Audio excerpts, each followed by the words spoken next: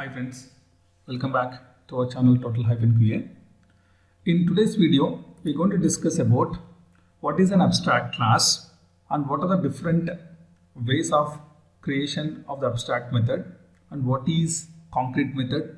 So we'll discuss the topic is related to abstract class. So let's start now. What is an abstract class? An abstract class is the declared using the keyword abstract. And especially in Java, there are two types of methods. One is a concrete method, one is an abstract method. The difference between these two methods, mainly concrete methods are the methods which are having body. When you say body, it means it has a curly braces. Whenever a method is having curly braces, it means it is implemented, it has a body. Now, that's the reason we call these as concrete methods. Then what are abstract methods? Methods which are not having body and methods are having a semicolon. Here there is a semicolon and you don't have this curly braces. So it's very simple to recognize the difference between abstract methods and concrete methods. Very simple again. Concrete methods are having the body. It has curly braces here. It's called method body. It is implemented. Now, what are abstract methods? Methods doesn't have body. It ends with a semicolon here. This is semicolon.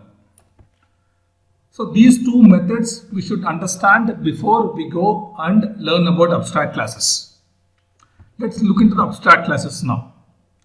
There are different points we have to make a note from the abstract classes perspective. The first point, the abstract method should be declared with keyword abstract. It is important that we have to mention the method as abstract with the keyword as abstract. So here public abstract void engine.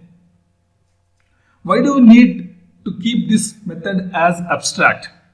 The reason being, abstract methods are the methods which are not having implementation, while during the creation of this class, the developer is not having an idea about the implementation of this method.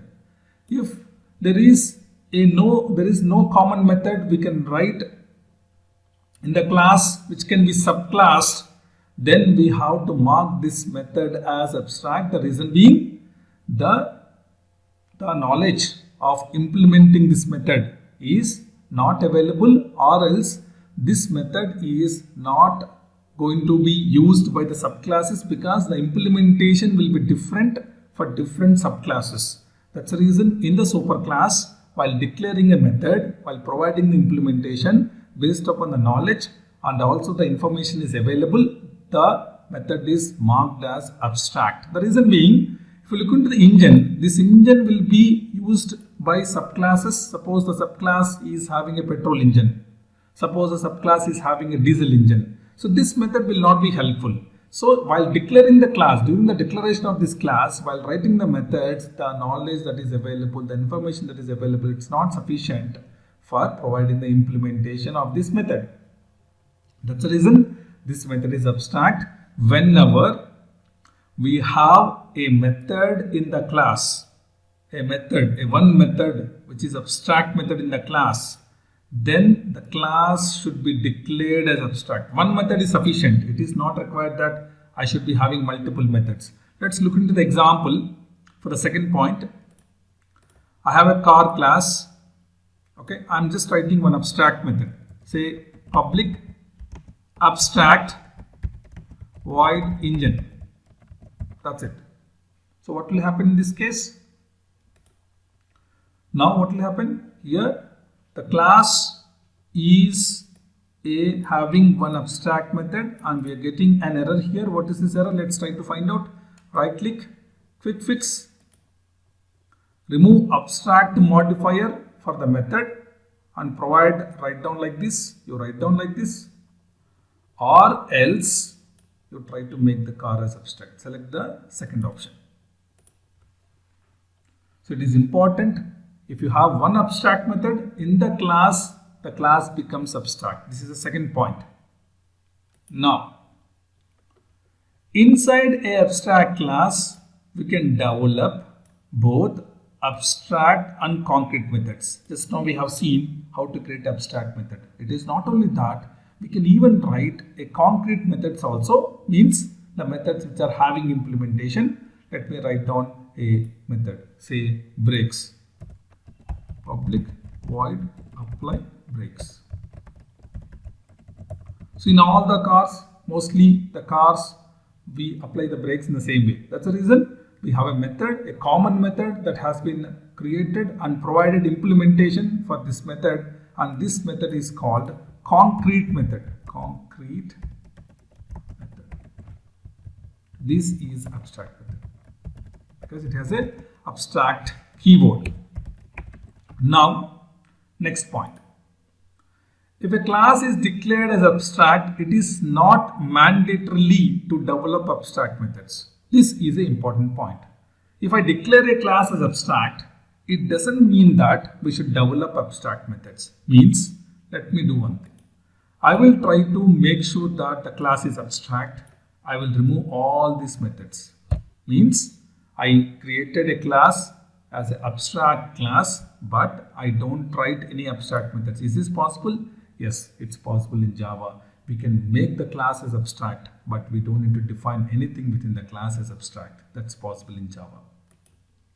Then, fifth point, we cannot create an instance or object of abstract class. Hence, we cannot access non-static members of the class.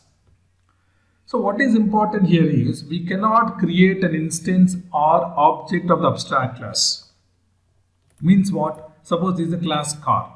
I wanted to create an object of this class. How can I create? Let's see. I will create one more class here. Say petrol car. In the petrol car, let's create one main method. And I'm trying to create the instance of the car class. Car C1 equal to new car. Why this is not possible? Place a mouse over. It says the information that we cannot create an instance of the car class. So abstract classes, we cannot create an instance or an object. Anything is fine. Just make an idea here. We cannot create an instance of the abstract class. Now, we cannot invoke any method available in the abstract class because we cannot create an object.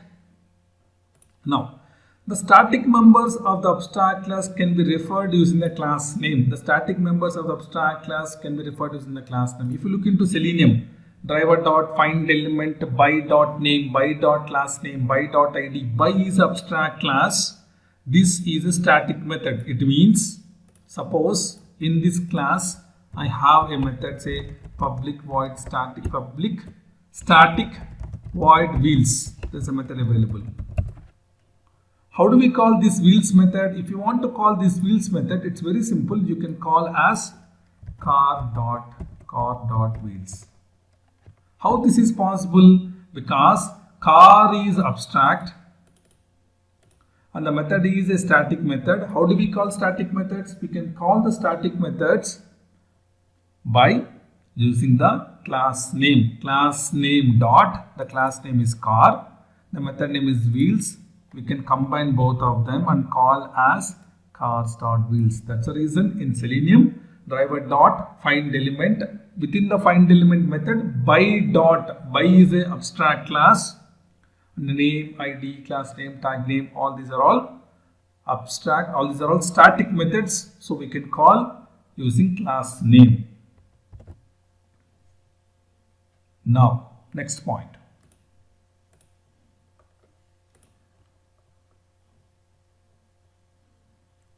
A subclass inheriting an abstract class should override all the abstract methods of the abstract class. A subclass inheriting an abstract class. When you say subclass, this will be part of inheritance concept. A subclass has to extend a superclass. Here the superclass is a car class. Okay, and suppose we have a abstract method here, public abstract void public abstract void engine. Then we have one concrete method, say public void breaks. So we have totally 3 methods. Let's try to count. This is a static method. This is an abstract method. This is a concrete method. So we have totally 3 methods. So how are we going to call these 3 methods in the subclass? This is a subclass right now. This is a superclass. But what we do, how do we maintain relationship between these 2 classes? Very simple. Just mention here extends car class. Petrol car extends car class. We are getting an error. Why? Because we have to provide an implementation of the superclass abstract methods in the subclass. Click quick fix. Provide the implementation for the unimplemented methods. Okay. And if you want to call breaks method, how do we call the breaks method? We can call the breaks method by creating an object of the super subclass petrol car. See here, petrol car P1 equal to new petrol car,